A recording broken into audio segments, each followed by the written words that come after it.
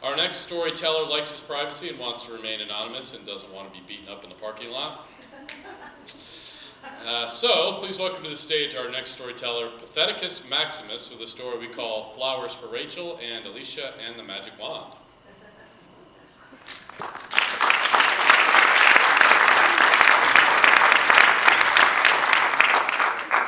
Oh, really? Yeah. Well, don't make me regret it. You know, I hate all of this lights, and I'm not used to this. I'm used to being able to just talk to a few people at one time. But this happened about 24 years ago.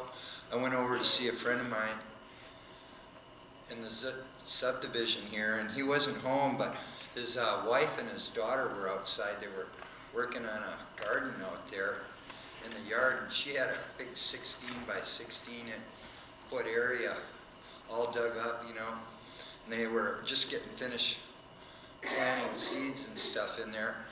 And so she shows me that she made a small garden about 4 feet by 4 feet for her daughter Rachel. And so, you know, I'm talking to him and I'm asking him, well, you know, what have you planted in there? And it was flowers and vegetables and stuff. So she tells me that my friend Donnie isn't going to be back for a while. So next day, this is before we had our baler, you know, and we used to go down to the dump, and people on the weekends would take stuff down there and just lay it out there by the gate.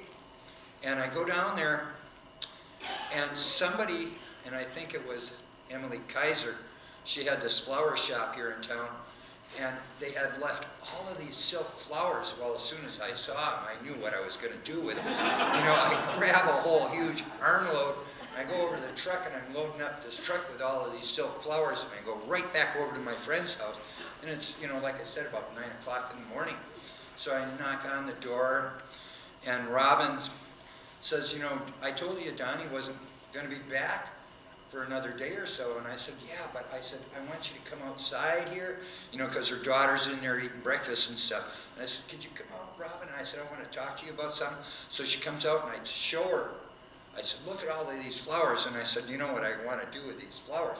So from where their trailer was, they had a haul trailer, you know, it was one of these dualies that ends up having the sidewalls and the roof and stuff. So you couldn't see Rachel's garden from the trailer and stuff. And so we go over there, and I take all of these silk flowers, and we run over there, and we plant them all in her garden. And so Robin says, well, I'll go in there and, you know, get her coat on and her boots and her mitts, and we'll be right back out. And I said, okay. So I'm out there, and I'm smoking a cigarette. And they come out and said, hey, Rachel, you know, your mom was telling me about your guy's garden again.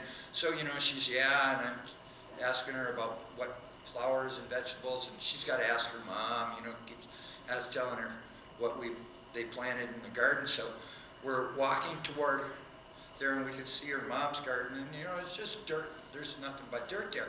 Well, as we come walking up around that trailer, she sees all of these flowers, and her eyes are like this, her mouth is, and she's looking at her garden, and then she's turning over, and she's looking at her mom's, and she's turning back, and she's looking at hers, and she's looking at her mom's, and I said, hey, you know, you're a lot better gardener than your mother is. And I said, maybe you should help her. Well, you know, she goes over there, and she runs over there, and she goes, and she grabs 2 of the flowers like this, and she goes running back over to her trailer, and she plants one of them on one side of the steps and one on the other side of the step. And so we were laughing about that and everything. And I come back the next day, and Donnie's back. And planted all over the yard are all of these silk flowers. And that's my story about the silk flowers. I had another friend that I used to go over and watch movies with, and she had a little girl that was also about 4 years old. And Alicia, I went over one day, and I was, you know, I go down to the secondhand store, and I'm always buying like yo-yos. And, you know, I never grew out of my childhood, and so I've never had a second childhood. I'm still in my first one. And so I find this, they had this little wand, it was about yay big, and it was plastic, and it had a big plastic gray star. It was all gray, you know. And I mean, you could tell that it was a plastic gray wand. And I bring that over, and I tell her daughter, Alicia, I said, this is a magic wand. I said, but all of the wishes have been used up on it. It's got one wish left. And I said, but you got to use this thing on February 29th at 12 o'clock. So every time I come over there, you know, she'd run into her bedroom and she'd come back out with that magic wand. And when am I going to get to use this magic wand? And I said, February 29th, 12 o'clock at night, you only get that one wish. You know, used up all that magic. So every time I come over there, she'd run into that bedroom and get that wand. What day? You know, I'd say, February 29th, 12 o'clock. And one day I go over there and knock on the door. And, you know, I always do that, shaving a haircut, knock. So she knows it's me. Anita opens up the door and she goes, I want to talk to you down here. So we go down the hall and she goes, don't you mention that wand. I threw it out a couple days ago. She hasn't said anything about it, you know. So please don't say anything about the magic wand. But, you know, I was always kind of bothered about that. You know, I always wanted to find out that if maybe it had that one wish on it, you know? You know what I'm saying?